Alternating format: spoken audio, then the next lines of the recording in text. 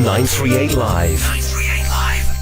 938 Live gets you talking with the Breakfast Club. Now, Asia is the leader in the world when it comes to smartphone usage and engagement, and Singapore is at the top of the pack. According to a recent global study by Google, Singapore is now number one in terms of being the smartphone adopter in the world at 85%. We're outdoing Korea at 80%. The research by market research company TNS is based on 150,000 interviews and covered device usage and online access, how people shop and what they watch, and the role of digital in the path to purchase.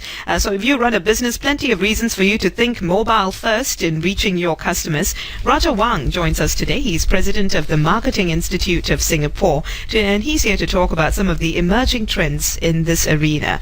So Roger, you mentioned earlier to me that it has to be more than informative, it has to be entertaining. Tell us more. Yes, hi, good morning. Now, for digital marketing itself, it has to take out a more entertainment role because we are engaging the consumers at a very personal level itself. So information is not what they are seeking for, but rather the very first step is to entertain, to get them excited on what will be discussed. And the messages will have to be crafted in such a way that they are able to relate to on a personal level. So this is something that perhaps as a digital marketer, the very first step to look at is the behavior of their consumers that they are targeting at a very personal level itself. So in effect, you don't even need to keep mentioning your product's name or your service's name, right? As long as you have a memorable campaign and you tell them what it's about at some point, I mean, you still have to remind them of what it's about, you're likely to stay top of mind. That's right. Well, as in all digital marketing medium, the idea is to actually get them engaged. Rather than being a one-track, one-sided information path, it has to be engaging on two levels. First and foremost, on a personal level itself, you must allow them a platform for them to express, and thereafter which you try to actually maneuver your plans or your strategies to cater to their expressions. Could you give me an example of a successful campaign in this regard? One of the campaign that I can think of, that was the I wonder if you still remember the massage uncle viral video, the YouTube. It went very viral itself. Can you explain it to listeners who perhaps are not aware of it? Okay, sure. Now that is actually a recruitment campaign. It started off the massage uncle being in a workplace, and he's known to be a very famous massager, masseur.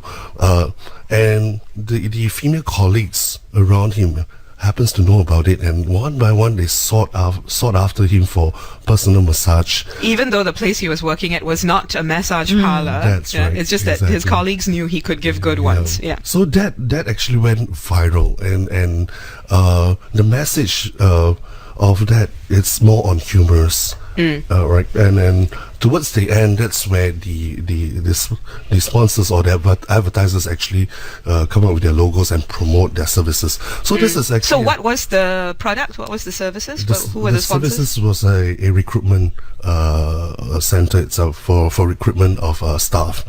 All right. So what was the message that they were trying to project? So with that massage uncle story, basically it's using humor to capture attention. All right, and then towards the end, bring across the message that they want. Yeah, but it has to have a connection as well, right? So, what was the connection between recruiting people and the massage uncle?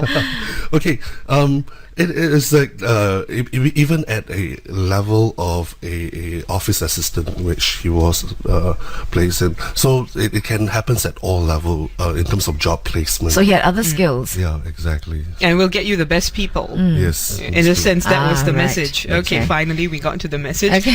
If you watch the ad, you'll get it immediately. Trust me. So just Google it, massage uncle video. I'm sure you'll find it. Yes.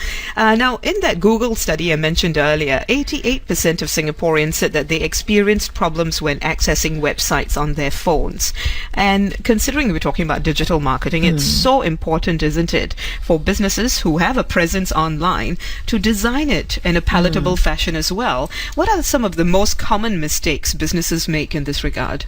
I think when designing website for phones, they have to optimize the content that it fits into a mobile device, because quite frankly, phones and laptops operate on a very different level. One would think that this Yes. is basic information that all marketers and businesses would know. So why are such mistakes still happening? Because marketers traditionally, we are not that IT savvy. Okay, so contrary to popular belief that marketers knows everything, they need to rely on digital marketers. These are very specialized expert group of people that actually looks into all areas of problems that will arises, and such things like IT, in terms of the skills, in terms of mapping up on different platforms, different problems that will arises from devices. These are things that they are trained in. So therefore, digital marketers is no longer just a name conferred to a job, but rather a professional. Right? So shouldn't marketers then work hand in hand with the IT professionals? In actual fact, they should. They should. But as a digital marketer itself, you would have some background in terms of the design of the IT or the social media platform. We will talk in a moment about some of the courses you can take in order to become better at this, at digital marketing. But let's continue on this track of some of the other mistakes that we've seen companies make in this regard and how they can correct them as well. Aside from the fact that perhaps the design isn't quite right for the mobile device, what other issues are there in this area that businesses really need to address right now? I think for a business, most businesses, they tends to take digital marketing as singular when it should be a integrated marketing effort itself. So try to weave in the digital marketing plan within the overall marketing campaign.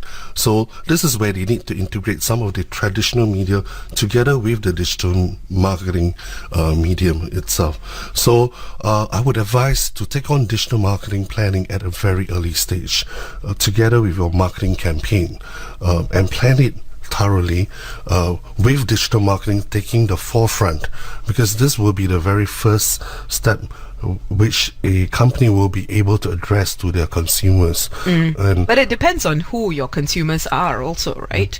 Because not every business's consumers are going to be online. Yeah. Or would you say at this stage we're seeing that change? In fact, we are seeing more and more companies taking up social media platform as a means of outreach to their customers. But really, does every company need a social media platform? I would at think this that stage? at this age, most customers would have at least a Facebook, if not some other social media platform. And we are seeing an integration between the social media platform itself. So a easier way to outreach to these consumers would be on a platform that they already have or they already possess. So social media marketing, in my opinion, would be the very first step towards engaging your prospects or your intended customers. Let's talk about some of the other emerging trends in this space so that you can do all of that engagement in a more effective manner. First and foremost, I think communications, it has to be more genuine, as to have depth and meaningful content in order to keep your customers or your intended consumers interested and engaged in social media. And on top of that, mobile marketing is seeing a growth because of the rise in terms of the numbers of mobile phones, smartphone and tablets user itself. So this allows a marketer to plan out their campaign using various tools such as apps and such as Instagram campaign to outreach to their consumers. So therefore, these are some of the trends which companies should look into in depth, should place emphasis in looking into their outreach program involving some of the digital media. It's not just about Facebook alone, it's not just about Twitter, it's much more than that. Obviously the apps, the Instagram, so on and so forth. But going into this, the basic principles of marketing would still apply, right? You still need to know your target audience. You need to know their behavior before you can market to them. And those are the same principles that you apply to traditional marketing. Certainly, I think this falls in the very first part of research.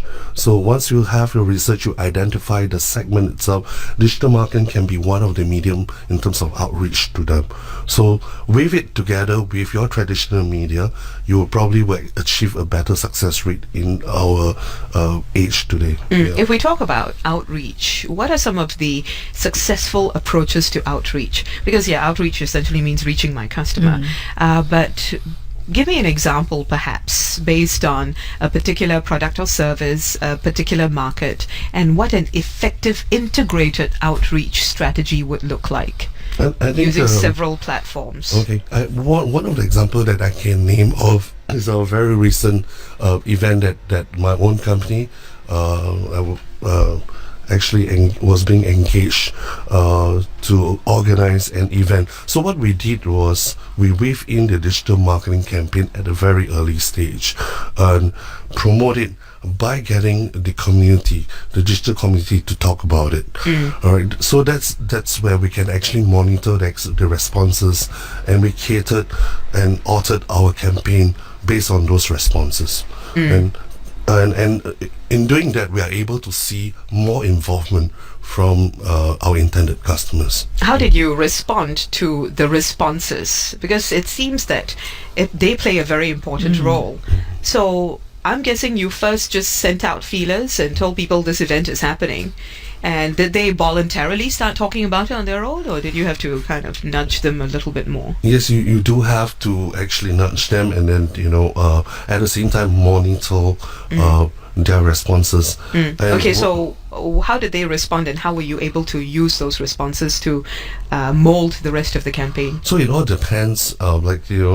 Certainly there are two sides of the coin: the positive ones and the negative ones. The positive ones we would encourage more, but for negative ones we want to address them almost immediately, and we will try to agree to disagree.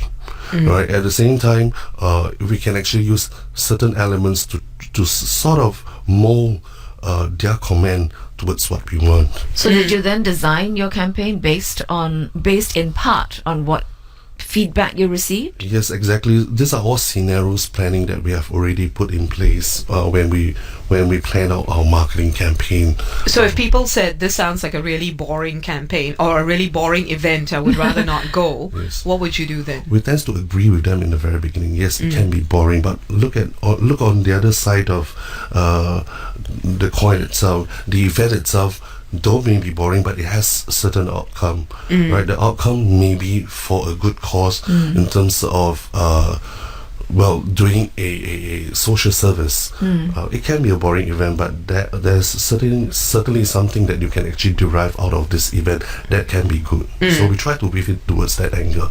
Now, I just want to talk about this in the context of small and medium enterprises who may not at this point be as successful in that mobile marketing journey. What are your recommendations for small businesses looking to break into this field and to reach their customers here? What are some of the most common challenges they tend to face, first of all?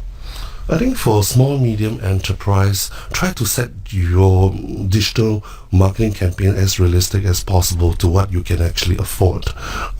Digital marketing campaign can be very affordable if you know how to do it. You want how to do it in order to make it affordable. So it's just as simple as setting up a Facebook page for your business itself. Engage the community to talk about it. And at the same time, engage some of the well-known bloggers to also come in and endorse on your product. So these are some of the very basic digital marketing strategy that you can actually deploy. You talked earlier about how it's important to know what you are doing in this space, because not just any marketeer can become a digital marketeer. I understand there is an advanced diploma in digital marketing that people can take in order to get trained adequately for this field. Tell us more about that. Well, for MIS, the Marketing Institute of Singapore, we are the national body when it comes to marketing. So we have been monitoring the whole marketing arena as to what are the trends coming. So we have identified digital marketing at a very early stage as being one of the most important medium right now that we are able to provide to our consumers, to our customers, in terms of outreach program. And digital marketing has evolved into such an important role within the marketing campaign that we crafted an advanced diploma based on the need of our client.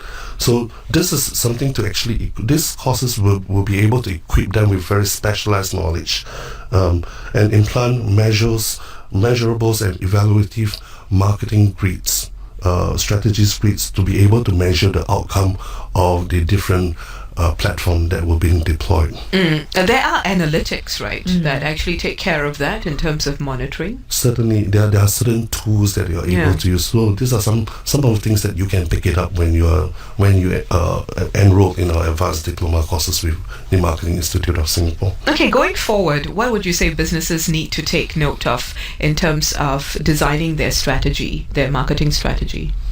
Well, when designing marketing strategy itself, you are actually looking at the most effective ways on outreach to their consumers. So bearing in mind on today's age where most of us are very mobile, traditional medium alone may not be sufficient. So certainly we need to be on top of the trend. And when all your customers and your consumers are mobile, you need to address them using that vehicle. People tend to make the assumption that older people are not so savvy when it comes to using technology. But I think it's not true. It's changing. At all. It's changing. Yeah, yes. I know of people in their 50s and 60s and 70s who are more savvy than some of the younger ones I know. Even they are going online to look for information on products and services, aren't they, Roger? Yeah, they are, certainly. Well, 60s and 70s, that's where we find that they have the time, being semi-retirees and retired, where they are looking for ways and means to improve both their social skills and their living skills itself. That's where they'll look into new skills. And they also have the means to purchase your products and skills. Lots of money and savings and whatnot, investments.